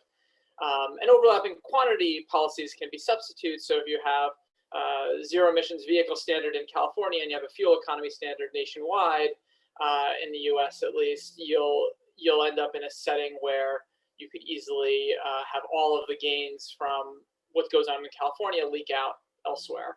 And it gets more complicated when you mix these two. And the other motivation for this paper is that electric vehicles are one of the pathways to decarbonize transportation, which is challenging, and there's a lot of policy support for electric vehicles. They're still a pretty niche topic. They're only 5% of global sales in 2020, but many projections have them rising very fast, and a lot of research is going into them, $200 billion in the next 5 years, for example. And companies are saying that they're going all in on electric vehicles. GM says they're going to sell only zero emissions vehicles by 2035. Jaguar and Volvo followed. Volkswagen says by 2026, they're not going to be creating any new conventional platforms, gasoline or diesel platforms. This study says, is there an interaction between carbon and electric vehicle policy? And in particular, looking at whether a carbon policy influences the emission reductions from more electric vehicles. Now, one would think that if you have a carbon policy, that would lead to a cleaner electric grid, and that might mean that electric vehicles would provide more emissions reductions. But what matters is generation on the margin. So it matters what is turned up when you plug in that electric vehicle. And a carbon price, in some contexts, can influence what's on the margin. There's a whole set of existing work on this, but I just want to say that we're sitting in a set of papers relating to overlapping interacting policies, as well as fascinating growing work on electric vehicles. This paper is exploring this complementarity between carbon policy, or complementarity or substitutability between carbon policy and high EV penetration in three approaches. Where you're going to use theory to show conditions for when a carbon price could lessen the emissions reductions from EVs. We're going to empirically demonstrate this effect in recent historical data, and then we're going to run a dynamic simulation to explore how it might look going forward. And the big punchline is a moderate carbon price within a certain range could reduce the emissions reductions from electric vehicles in many regions. I'll get into that in a bit. I'm not going to present the whole theory, but I want to give you the basics of the theory to fix the ideas about what's going on here. So in the United States, in many contexts, the supply curve for electricity often looks as follows, where you have the quantity of electricity produced and the price. And so generally, the cheapest tends to fall in here. Slightly more expensive is right here. And this is natural gas combined cycle. The cheapest is often renewables, nuclear for variable cost is what we're referring to here. Coal comes in a little bit higher than natural gas combined cycle, and then natural gas peakers tend to be more expensive. And these are the ones that are turned on, during peak times of the day, whereas at night you're kind of down in this range, just using this part of the supply curve. So suppose you have initial demand, and we're just going to put it as inelastic for the sake of illustration here. It kind of moves around during the day, as I mentioned immediately, but just put it at a typical hour. Maybe some peaking plants are going on right at that time. Consider what happens when you add a carbon price. If you add a low carbon price, what happens is you're going to be increasing the price of natural gas, both the peakers and the natural gas combined cycle, but you're also increasing the price of coal by more. However, if the carbon price is small, then you're not going to really be changing the merit order at all. You're not really changing the supply curve too much, in that this inelastic demand is still going to be charged. The next electric vehicle is still going to be charged with natural gas. What if we talk about a slightly larger carbon price? That starts to push coal up the merit order. And then if you have electric vehicles, they might be charged more often by coal. At a higher price, you're pushing it up further. And at this point, you're back in with charging electric vehicles with natural gas again, and coal becomes super marginal. So this impact shows that how a low price and a high price have the electric vehicles being charged by natural gas, whereas an intermediate price might have electric vehicles being charged by coal. So that's kind of the basic intuition for what I'm going to be showing. And you can kind of see that here this is where the additional electricity to charge those electric vehicles will come from. Now, obviously, this is stylized. There are many different types of plants. They may fall in a variety of ways, but this basic intuition does roughly correspond with what we see in quite a few parts of the United States. So I'm going to present some empirical evidence of it. We want to explore if this effect exists in the data, but there's nearly no carbon pricing in much of the United States. So we use changes in the ratio of natural gas to coal costs, with the idea being that if you have a carbon price, that's going to increase the marginal cost of coal plants relative to natural gas plants. And so looking at how there were changes in this ratio of natural gas to coal costs gives us a sense about how fuel switching occurs when the relative prices change. This is similar to a paper by Cullen and Manser that was out recently. We bring hourly load and hourly net generation data for 4 independent system operators in the United States: the Texas Grid, Midwest System ISO Independent System Operator, Pacific Jersey Maryland ISO, and the Southwest Power Pool. We're going to look at plant level monthly data on coal and gas fuel expenditures, generation fuel consumption, which allows us to calculate the variable fuel costs per month, and we match plants to region. And this is from 2014 to 2019. So we're covering this swath of the country.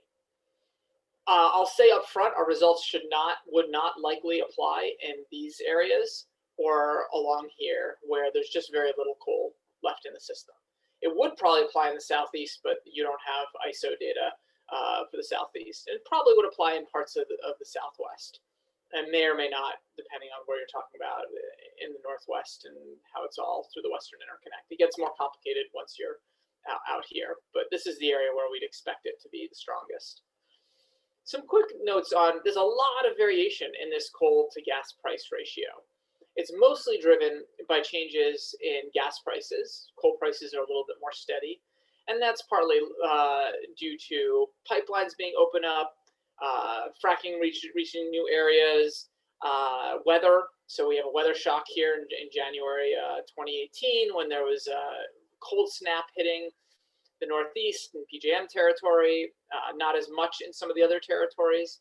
Like SPP was not affected very much, but it was heavily affected in PJM. So gas prices skyrocketed, which means the coal to gas price ratio went way down. So we use all of that variation. We can, with some normalization, so we normalize the first one to the first starting point at 0, you can put this in terms of implicit carbon prices. And this just shows that this variation matches some pretty high, reasonably high carbon prices. So we have data that actually allows us to learn about what happens if the relative prices of coal and gas are altered pretty dramatically. The empirical specification we're going to run is one similar to an AER paper by Holland et al. And we're interested in the relationship between what if you add a bit more load to the grid? How does generation by either coal or natural gas turn up? So you're adding a bit more load. Does coal turn up or does natural gas turn up? And we look at it separately for peak and off-peak time. And we also look at it separately by hour. And so we're interested in these coefficients to show if you add a little bit more load, such as from charging EVs, what does that mean for what turns up? And we also control for solar and wind generation, and we have quite flexible fixed effects per hour of the day and month of sample. So we run our specifications separately for ranges of implicit carbon price ratios. And they're based on splitting the sample into roughly equal parts for each region based on the ratio. We basically are trying to understand if the implicit carbon price, so the ratio of natural gas to coal prices, is such that coal is very cheap, so low price in this range, what turns up next when you add more load? Or if you're in a place where natural gas is relatively cheap compared to coal, what turns up next when you add a little bit of load? And that's the idea. So we look at different quantiles.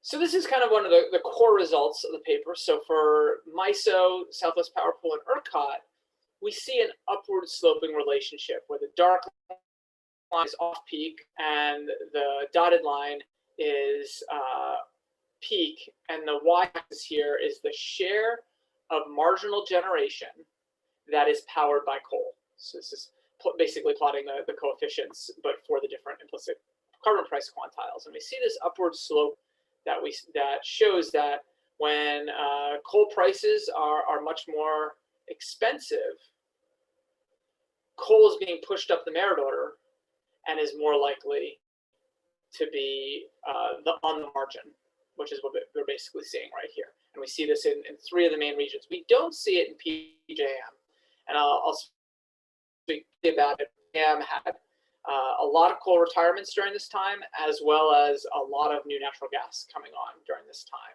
So there's some specifically different things going on in PJM, and really see when this coal keeps getting retired, a lot of the capacity factors, meaning the percentage of time they run, and PJM tends to be a bit higher. So anyway, we see these upward sloping things. So it's basically saying that a higher carbon price means that EVs are more likely to be charged with coal.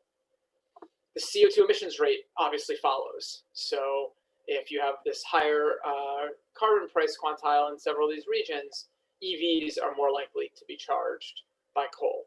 Now note, getting back, this is the share of marginal generation. Obviously the share of average generation by coal declines. So it's more, this is all asking the question about what's going on at the margin with different quantiles of carbon prices. And so here we also look at it with different charging profiles. We look at a charging profile that's uncontrolled, so it allows people to charge basically when they get to work. So there's a lot more demand during peak hours, and that matches pretty closely with the peak hour line. And then we also allow them to charge in the middle of the night, and that matches much more closely with the off-peak. All right, now I'm going to get to a dynamic simulation. So the results so far tell us about the marginal emissions in the short run based on charge changes in dispatch, focusing on the gas-coal switching margin. But what about in the long run? Well, in the long run, demand's not going to be perfectly inelastic. The increase in electricity demand from electric vehicles may be inframarginal. It could mean retirements of old plants, maybe deferred retirements of old plants because of more electric vehicle demand, for charging for electricity. There could be builds of new plants to try and meet this new demand, and renewables will be continuing to get cheaper. So our approach is to use the National Energy Modeling System. It's run on the Yale server, so it's known as Yale NEMS. It's developed by the Energy Information Administration, used to produce the annual energy outlooks, which are widely used throughout industry and academia as benchmark projections. It's also used in quite a lot of papers. There are 13 modules covering all the major sectors. The model runs through 2050, and there's regional disaggregation that varies by module. So really quickly, we're focusing on the transportation demand module and the electricity markets module, but everything else is equilibrium. So natural gas prices re-equilibrate, oil and gas prices re-equilibrate, coal prices re-equilibrate. You know, it's a general equilibrium model in which all the major prices across are re-equilibrating. But the main differences we make are to the transportation module, and that leads to changes in the electricity markets module through all this additional demand for electric vehicles. And we run this through 4 scenarios. We have a reference case. This is similar to the annual energy outlook. We have a high electric vehicle demand case. This is based on industry forecasts by the Bloomberg New Energy Finance Group. We have a carbon pricing, moderate carbon pricing case, and we look at different levels of carbon pricing, $2 per ton to $30 per ton. And then we combine the two. So we have high EV demand and carbon pricing. To give you a sense about the forecasts we're looking at, BNEF tends to be on kind of more optimistic side, but they kind of match with IEA often, although IEA doesn't project out as far. They're much higher than other industry forecasts by, say, oil companies. Our model EV penetration this is the share of new light duty sales of electric vehicles, you have a classic S-shaped curve that has a pretty rapid increase in the sales of electric vehicles. So by 2035, we're at, well over 50% of vehicles. It's not as rapid as some people have recently been forecasting, but it's pretty rapid. And the reference case, EIA is pretty pessimistic about how much the market share is going to increase of electric vehicles. Here's kind of the main result that comes out of the the NEMS model. So what we see here is first the reference case and the price, and then the difference between the two. Each of these bars, it's coal, natural gas, and renewables, refers to what additional generation is turned up to charge these extra electric vehicles, specifically to go from this case to this case. So we have a whole bunch more electric vehicles between these two cases. What turns up to charge those electric vehicles?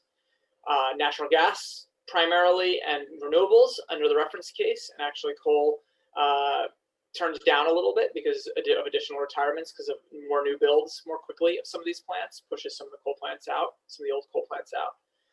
With carbon pricing, you end up seeing coal charging more of the plants, charging more of the electric vehicles. So coal plants are charging more of the electric vehicles than natural gas.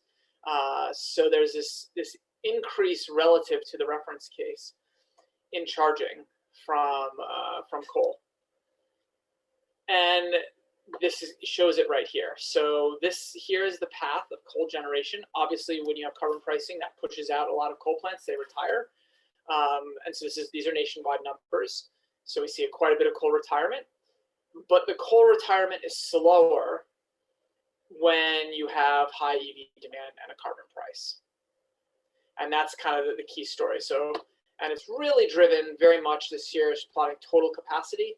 So this shows actually, this here is the generation itself. This here is capacity. It's driven very much by retirements. That there's a lot of retirements that will be happening with the carbon price, coal plant retirements, but some of those coal plants stay on longer when you have high EV demand at the same time. And that's kind of the key story that emerges here. What about emissions? So we break it down into transportation emissions and emissions from electricity. But here we have, I know, Ben, I have just a few more minutes left. So 2 more minutes. Great. That's what my clock says is 2 more minutes, and I'm all right on target. So we see this is the net emissions. We do break it down into the components, but on net, what we see is we have the carbon price path here. This is the CO2 emissions. It's declining because of the carbon price. And that dotted line next to it is the high EV demand with the carbon price. They're basically on top of each other, which is saying you put in all this added effort to push EVs, and you're not really doing much more than the carbon price alone does. If you have the reference case, high EV demand does reduce CO2 emissions.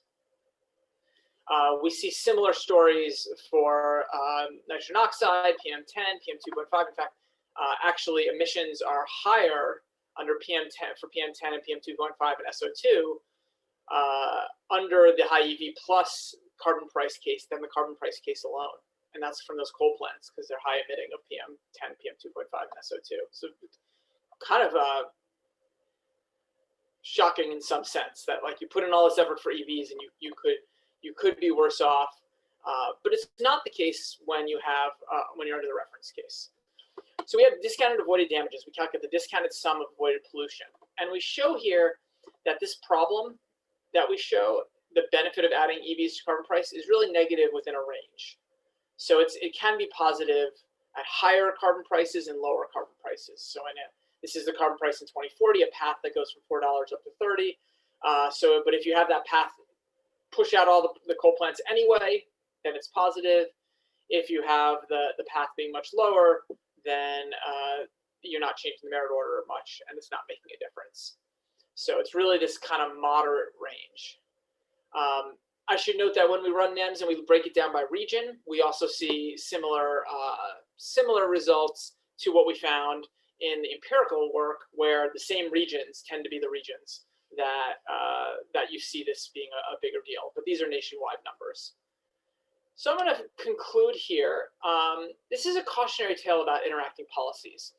A dispatch and retirement effect can lead to substitutability between carbon EV policies. The welfare benefits of EV policies thus could be lower under a range of carbon prices. Suppose you have a binding cap and trade, EU ETS, forget market stability reserve issues, but EU ETS, it would just mean that the cost of compliance would be higher. This effect would mean that the cost of compliance would be higher than it would be otherwise.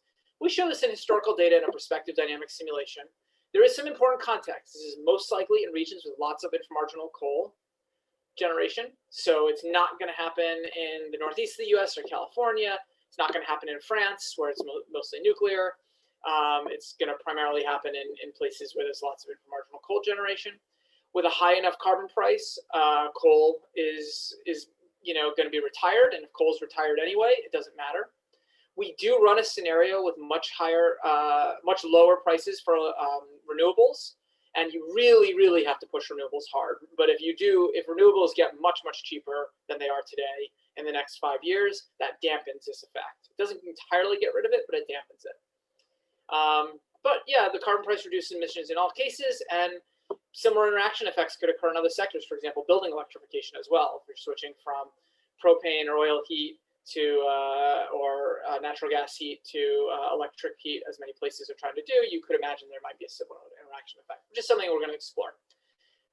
With that time, thank you much, and I'm happy to take questions.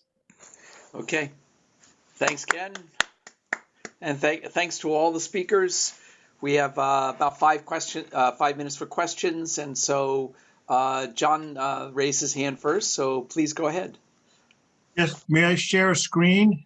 Because I want to kind of go to a macro question and sort of the Mark Jeckard sort of perspective on the sort of role of carbon prices and sort of portfolio targets and other policies.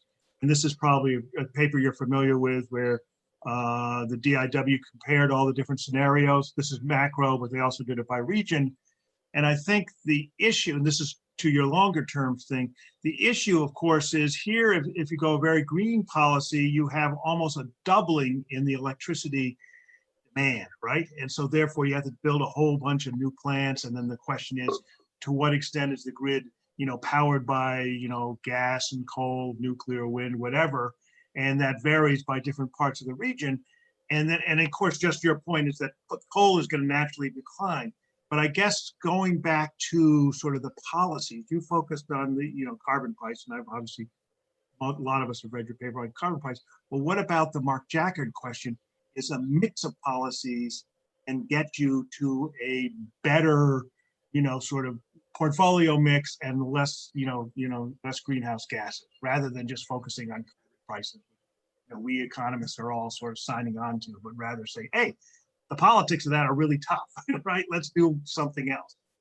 But I'll unshare. And the issue is this. You get a huge difference mix in what extent it's renewables or not, depending on our policies, and each of our scenarios are incredibly uncertain. So it's very hard as we're looking at planning out longer term what's going to happen, and we know it's going to vary region by region, and what's the right set of policies, which are going to be, heterogeneous to say the least. Yeah, that's a big question, so I apologize. That's a really big question. Let me just speak specifically to my work here, which is saying that, so economists generally say that you have externalities, you try and internalize the externalities. So you have climate change externality, you do carbon pricing to it, this is all first best. You have innovation, market failures, you try to address those with a series of subsidies or R&D, approaches or other things, that type of set of market failures. You have chicken and egg problems. You try and overcome those through a variety of policies. These are all market failures that people talk about. So there is a portfolio, even in the first best, there's that sort of economist toolkit portfolio of policies. Of course, we're not in the first best world. We're in the second best world. And I think why your question is good, but maybe I'm taking a slightly different direction, but is a really good question. And I'm not going to answer the full question, but one point is that in the second best world, when people are talking about policy, so say you have clean electricity standards, right, in the US, the implicit carbon price that's going to be influencing the coal to gas price ratio and influencing this fuel switching, and a lot of the proposals out there is right smack in the range of what I've been looking at here. So that means that if you're going to do it, maybe you want to actually try to internalize the externality more, and that means a bigger policy, a more stringent policy perhaps, that might be less politically viable. But if you are going to go for the more politically viable, I guess what I'm pointing to is the costs of accepting less than internalizing policy, less than externality internalizing policy, are even higher than people thought.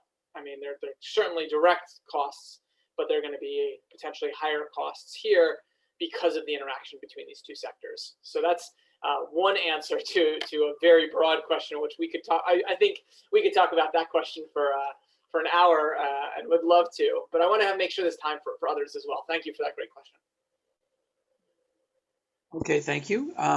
Tatiana, you have your hand up. Sorry. Yeah, so I was just make a comment exactly that carbon taxes, they are very important. They are the least distortionary measure, but the problem also is like time. We don't have time. And we have until the end of this decade to revert the trend of emissions. So we need to pretty much reach peak emissions and then go down.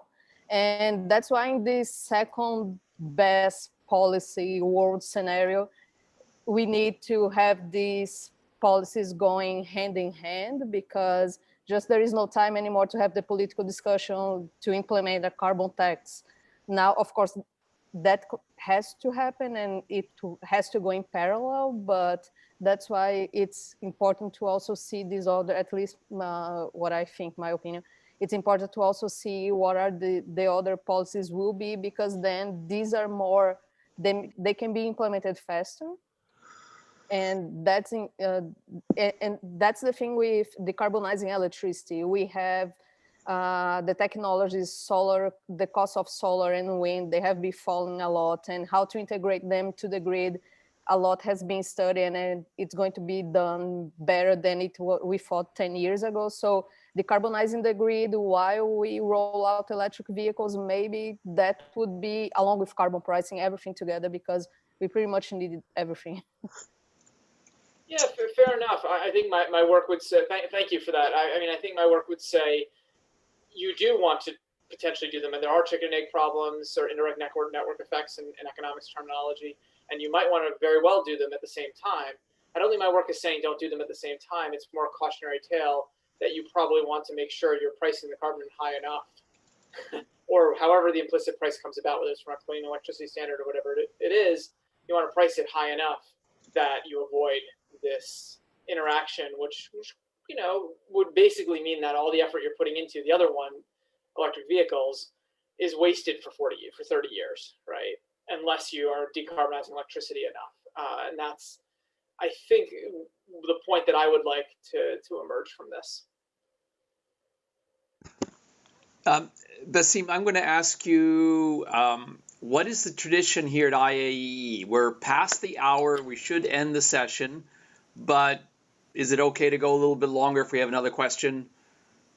So usually you should stick on the time, but like few minutes will not have a big deal. So if we have one question, two questions, it's okay. Okay, let's take one more question, and then I encourage all of you to contact the authors individually if you have additional discussions you would like to have. So, Dr. Alabi? Yeah, just a quick question. I know you're working on your work you presented on EVs. I just wondered if you have anything related to CCS, just because you mentioned the discussion of pricing the carbon high enough. I don't know if you're currently doing any work in that area, just looking at the pricing of carbon in relation to CCS and the impacts of those. Yeah, it's a great question. CCS is built into these models as an option, in NEMS as an option, but I don't have any work specifically on CCS, although it's an interesting area to explore. At the moment, it seems still an expensive approach relative to other approaches, and people have been working on it for quite a few years. So there's still people who are optimists about CCS that I've talked to, but it's hard to see it right now, given the way the state of technology and the costs that we've seen for pilot projects. But there are people who are optimists about CCS. And some people are optimists about air source CCS. So taking it directly from air, or instead of startups doing that. Okay. All right. Well, thank you for the questions, the discussion, the presentations. So, Bassem, thanks for organizing this. Francisco, thank you for monitoring us and keeping us within the guardrails. And please enjoy the rest of the conference. Thank you all. See you. Bye-bye. Thank you all. Bye-bye.